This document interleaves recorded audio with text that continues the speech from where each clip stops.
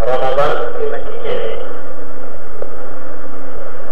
اگر کوئی آدمی بیمار ہو جائے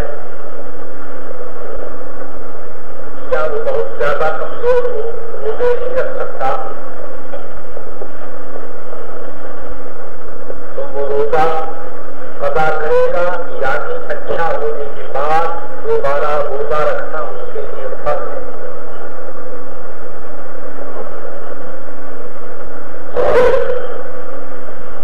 ایک آدمی کے لیے روزہ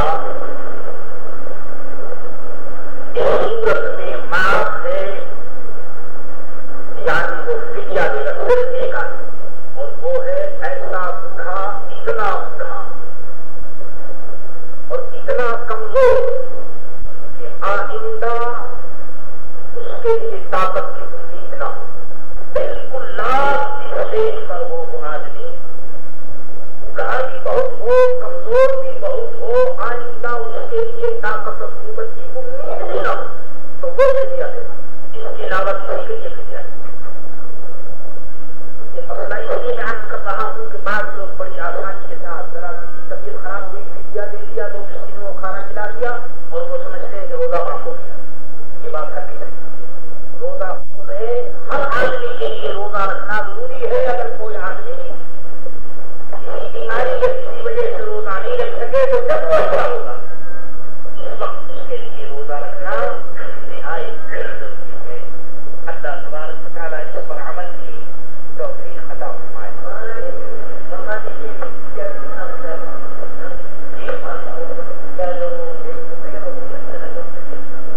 فدیہ جو ہے اگر کسی کو دانا وغیرہ دینا ہو تو یہاں کے طور کے مطابق 2 کلو اور 45 گرام، اگر کوئی بیری ہو تو آٹا دینا ہو تو اس طریقے سے، اور اگر کھانا کھلانا ہو تو دونوں وقت پیٹ بھر کر کے کھانا چاہیے۔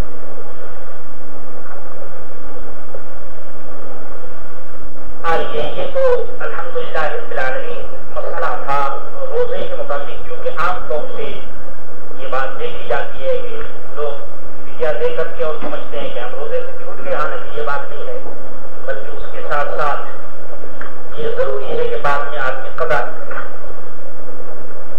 اب بعض مسائل ایسی ہیں اور اس کے اوپر ہمیں غور کرنا نہایت ضروری ہے۔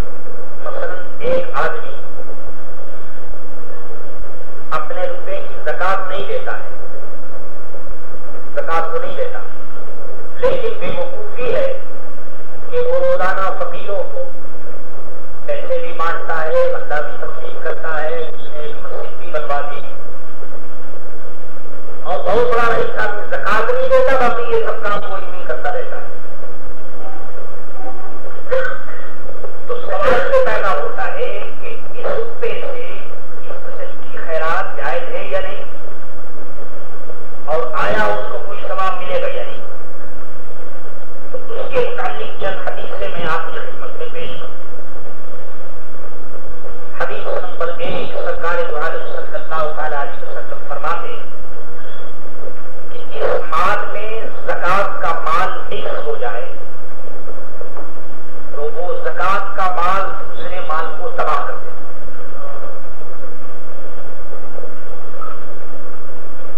خوب یاد رکھیں، اپنے پاس سے زیادہ چلا جائے تو کوئی حل نہیں، لیکن کم جانے میں یہ خطرہ ہے۔ اس لیے آج مسلمانوں کی تجارت میں جو گھاٹا ہو رہا ہے اور مسلمان جو نقصان میں آج کل جا رہا ہے، اس کی سب سے بڑی وجہ یہی ہے کہ مسلمان پورے طور پر زکوٰۃ نہیں دیتے۔ 100-200 روپیہ 50 روپیہ یوں ہی نکال دیا اور سمجھ لیا کہ زکوٰۃ ادا ہو گئی۔ میرے دوستوں، یہ تماشا ہے، زکوٰۃ نہیں ادا ہوتی۔ زکوٰۃ ایک ایک پیسے کا جب تک حساب کر کے پورے طور پر زکوٰۃ نہ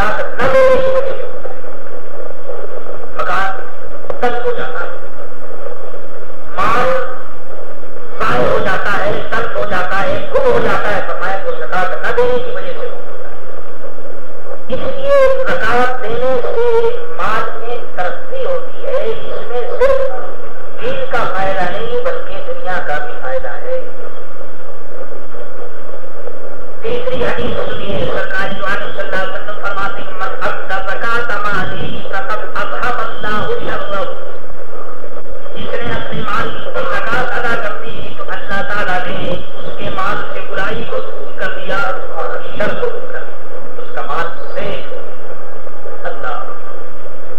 عجیب بات ہے، لوگ سمجھتے ہیں کہ روپیہ پیسہ بینک میں سیف ہوتا ہے اور یہ نہیں سمجھتے کہ زکات دینے سے سیف ہوتا ہے۔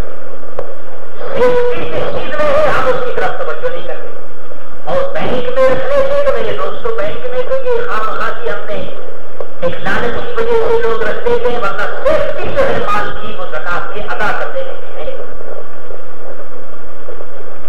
اور سنیے کیسی پیاری حدیث فرمایا حسنوا اموالکم بالزکاۃ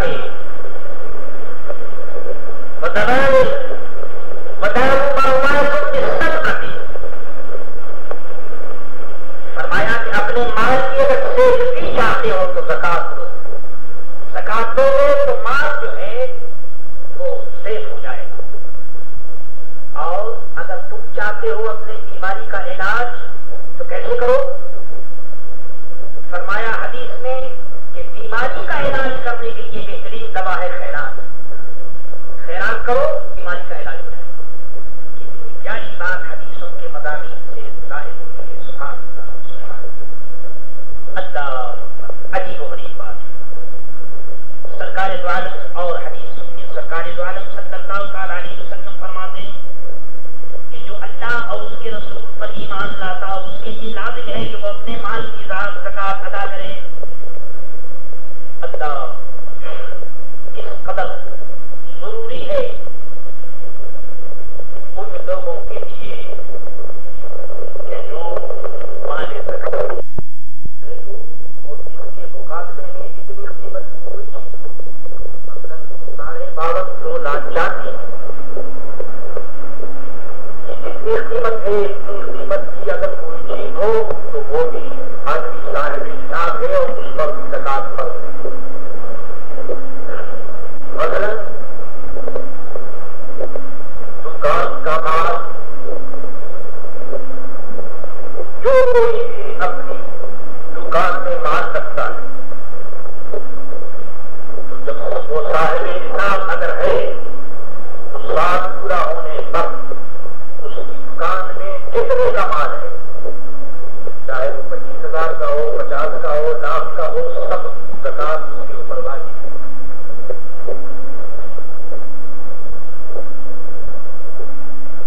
یہ تو میرے دوستوں مال کی بات رہی، سونے اور چاندی اور اس کے علاوہ روپیہ، تو روپیہ تقریباً 56 روپیہ ایسا ہے 75 روپے مال نظام کے برابر ہوتے ہیں۔ سیدھا حساب یہ ہے کہ 100 روپے میں آدمی 2.5 روپے، 100 روپے میں 2.5 روپے، تو ہر آدمی جس کے پاس 1 سال گزر گیا اور اس کے پاس 56 روپے کم سے کم یا 100 روپیہ اگر اس کے پاس رکھا ہوا ہے تو وہ صاحب حساب ہے اور اس کے اوپر زکات فرض ہے۔ اسی طرح سے گھر کے اندر 7.5 تولہ سونا یا 52.5 تولہ چاندی اگر کسی کے پاس ہے تو میرے دوستوں وہ صاحب حساب ہے، اس کے اوپر زکات ضروری ہے۔ ایسا آدمی جس کے پاس 7.5 تولہ سونا ہو یا 52.5 تولہ چاندی ہو یا اس کے پاس 60-70 روپے 1 سال سے اس کے پاس رکھا ہوا ہو تو ایسا آدمی میرے دوست کو زکات نہیں دے سکتا، بلکہ اس کو لے نہیں سکتا، بلکہ اس کو دینا چاہیے۔ اس لیے جو لوگ زکات دیتے ہیں علماء ان کو بھی سوچ لینا چاہیے کہ ان کے گھر میں 7.5 تولہ سونا یا 52 تولہ 52.5 تولہ چاندی یا 60 روپے یا 100 روپے تو نہیں ایسے رکھے ہوئے ہیں، سال بھر ہو گئے جس کو اگر ایسا ہے تو وہ زکات نہیں دے سکتے۔ دینے والے جو ہے ان کو بھی تحقیق کر لینی چاہیے اور سمجھ لینی چاہیے۔ یہ تو میرے دوستوں زکات کا معاملہ رہا۔ اسی طرح سے جو لوگ زمیندار یعنی زکات سے توجہ نہیں کرتے تو باقی زمینداری جو لوگ زمین رکھتے ہیں تو زمینداروں کو یہ بات معلوم ہونی چاہیے، اور انشاءاللہ تعالیٰ میں کسی کے لیے عرض کروں گا کہ خوب کان کھول کر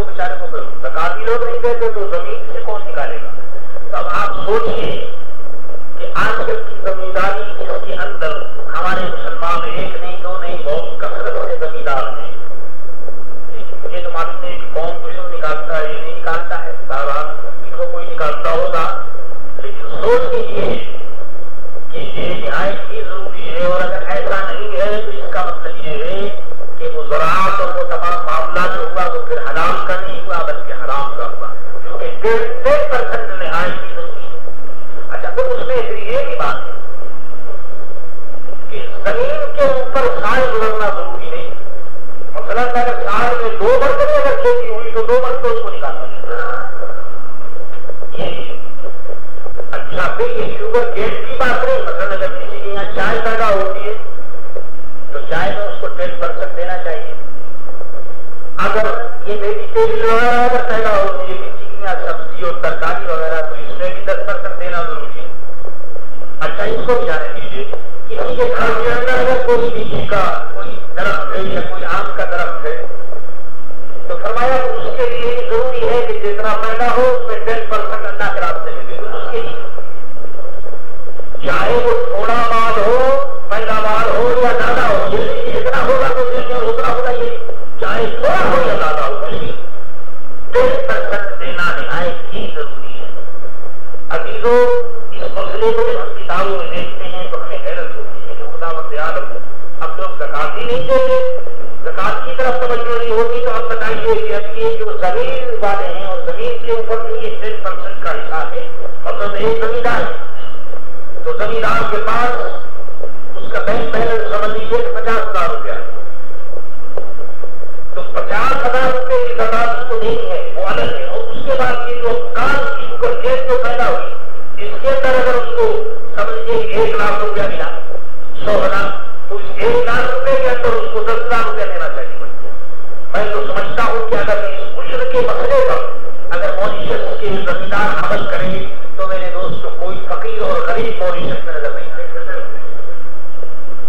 اب سوچ لیجیے کہ مسلمان ان مسائل سے کس قدر دور، حالانکہ بالکل جس طریقے سے سونے اور چاندی کی زکات فرض اور ضروری ہے اسی طریقے سے زمین کے اندر عشر نکالنا، جو کہ یہاں تمام زمینیں ایسی ہیں کہ وہ تمام پانی سے سب سیراب ہوتا ہے. اس لیے یہاں پر عام طور سے جتنی زمینیں ہیں اس کے اندر 10% عشر نکالنا نہایت ہی ضروری ہے.